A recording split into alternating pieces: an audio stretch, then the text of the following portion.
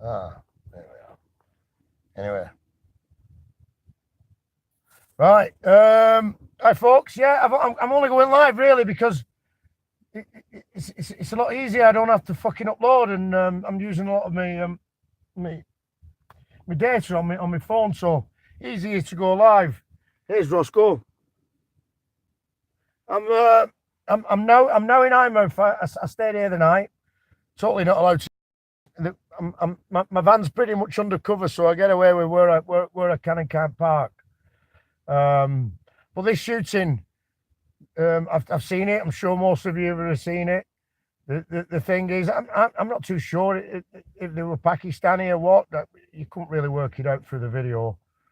But what's going to happen is you're going to have a lot of Pakistanis waking up who haven't got their uncles anymore, who haven't got who've lost relatives. You know what they do? They're going to now fucking kill people in Christians in Pakistan.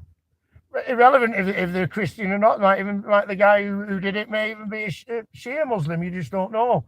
Nobody knows yet. But the thing is, it's going to be perceived that it was a Christian that did it. So you're just going to get mass killings now. There's going to be certainly more than 49 Christians killed today. That's for sure. And to be fair, let's be fair about it. There was probably more than 49 Christians killed yesterday, and the day before, and the day before that, and the day before that. So what do they expect? But what you're going to get now is off the media.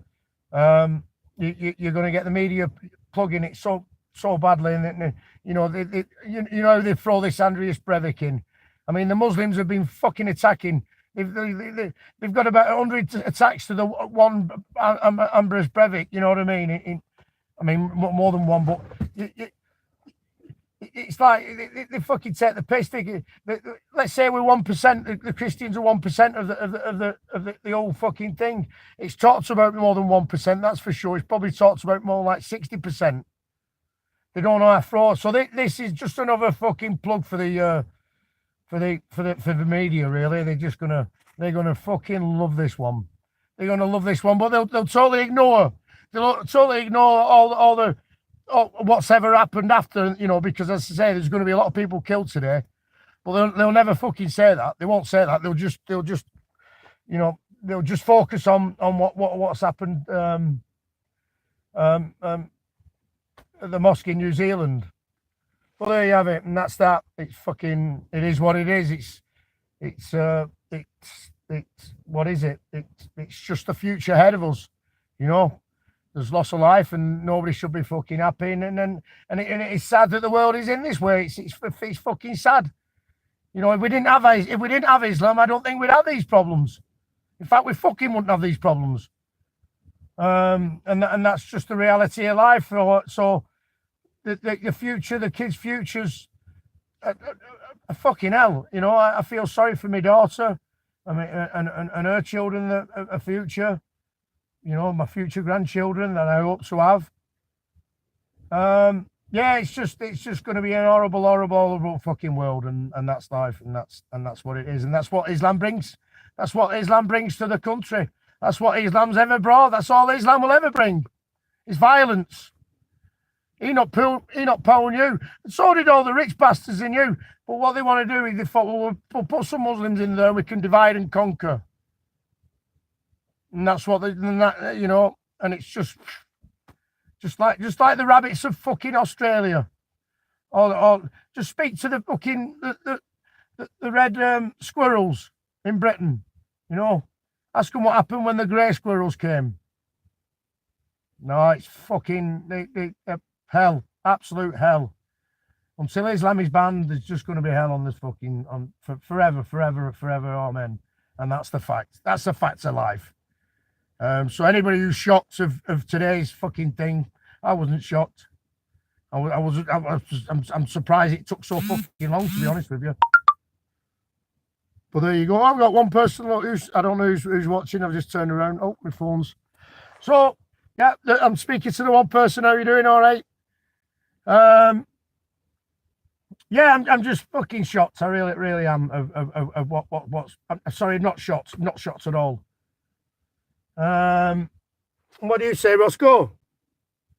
as I say, I wanted putting this jacket on, but the Velcro's gone. It was only a cheap jacket, and I've had Velcro put on that. That's all right. That's not too bad. But the thing, so it keeps falling off. It's a bit of a nightmare. I wanted to take the piss a little bit. I wanted to take the little piss a little bit. You know, by wearing that in Edinburgh or something, going through the city wearing that. I don't know. I've got it plugged in there. Where are we? Where are we? Wait, there. So, anyway, yeah, right. I walked over to Ross Beach. Let's get back into England. I'm in Scotland at the moment, but I just want to go back to England. What did I do with that thing? Ross and something it is. I had a thing with the cottages. Ross, go on, just put in Ross Farm. And what you got to do, it's in Northumberland. It's in between Holy Island and Bamberg. And what you do, you get to Ross Farm, and then when you park up, you can park up just to get to farm. There's a little lay-by. It's only fits about 15 cars, but it's a little lay-by. Anyway, you park up there and you'll go east. Go directly east. Just follow your nose. You go over some sand dunes. It's about a 1.5 mile walk. And then when you get onto the beach, particularly make sure you go at low tide and make sure you go on. It's a lovely blue sky day. It doesn't matter about if it's windy or whatever, if it's cold, as long as it's a lovely blue sky. Fantastic. Absolutely massive beach, big skies, and the sand dunes, just all the beautiful colours and the waves. It's absolutely gorgeous. But when you get onto the beach and you walk north, you walk north on the beach. You can actually only walk so far. It actually comes in on itself into a big bay. But you walk off, and it's called Gyle Point. Guile. Gyle Point. And you walk to that point and you'll see all the seals. You'll see all the seals and swimming along there, and they're all nosing. They'll come and follow you. It's fantastic. Absolutely fantastic place. So that's Ross Farm. You get to Ross Farm in Northumberland, walk east about 1.5 miles. And then when you get on that beach, it's the most beautifulest beach ever. It really is. You know, take a picnic with you, do whatever, spend the day there, go and enjoy yourself. It's it's a fantastic spot. When you're walking across, you even see the rabbits in the sand dunes. You're going you're going about 1/2 mile of sand dunes. And make sure you don't get lost. Make sure you get your marker. It's quite easy to get lost. I got a little bit lost yesterday, but I found my way. So, and also when you get to Gyle, remember that's an actual island. You can actually get stuck in Gyle Point. It becomes an island in itself. So be careful of that point. But when you get there, you're in heaven. You're in absolute heaven. Northumberland is absolutely beautiful. You've got beaches all along. I'm sure the English stole Northumberland off the Scottish because it's so far up into Northumberland's actually more northern than a lot of Scottish towns.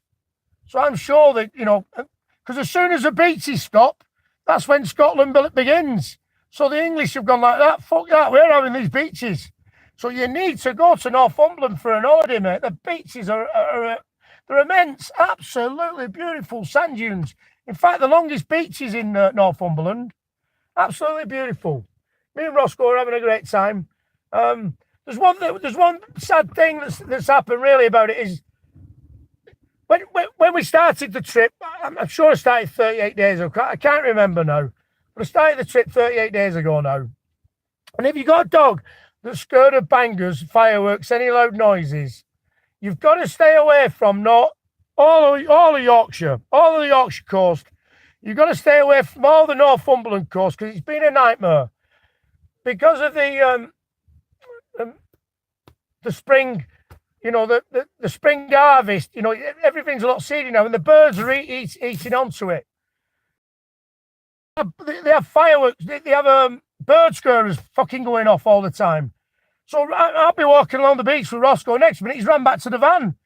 And I'm trying to chase him back up to the car park. And next time I got into the car park, somebody's opened door, he's jumped in somebody's car. He's that scared.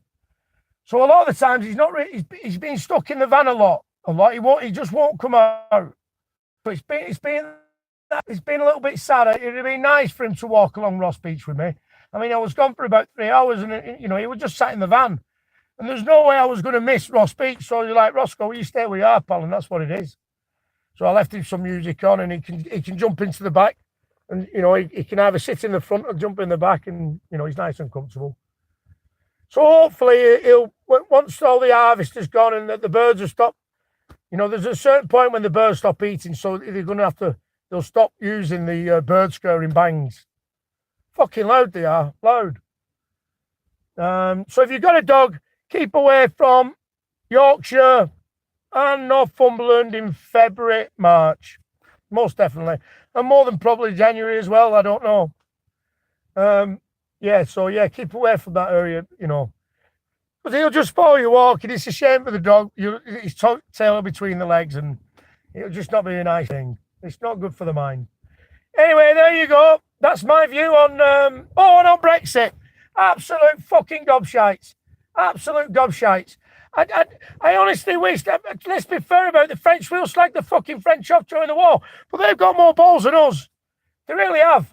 They've got more balls than us. Let's see if the LFS gets a little bit bigger. I've got too much to lose. I can't go on these yellow vests. I've got my Roscoe. I've never been on holiday. I've never been abroad when I've had Roscoe. So I've always stayed in the country. Well, I did when his mum were alive. I did. But I haven't been abroad. I won't leave him. I won't leave his side. He loves me. So I can't get in trouble. I don't want to get in trouble and fucking getting arrested for doing anything stupid in this yellow vest protest. I can't. I've got my baby here, and that's it. And that's how it is. And that's how, that's how a lot of people are. They've got their own little babies. They've got their own little worlds going on, haven't they? They've got mortgages. And that's what they've got. They know they've fucking got you. Horrible bastards. But I hope there is a revolution. I really do hope there's a fucking revolution. This Brexit, they're really taking the piss out of us. I'm really getting angry about it. But there you go. But anyway, I am enjoying my holiday. What happened in New Zealand isn't fucking clever. You might be celebrating, but it's not clever. There's going to be a lot of people getting injured for that today. But it is what it is, and it's going to happen again and happen again. But the fact is, it's going to happen a lot more from the religion of piss, and that's a fact. Anyway, all the way from Eyemouth in Scotland, thanks for listening in. What are you saying, Roscoe? Adios, amigos. Cheers.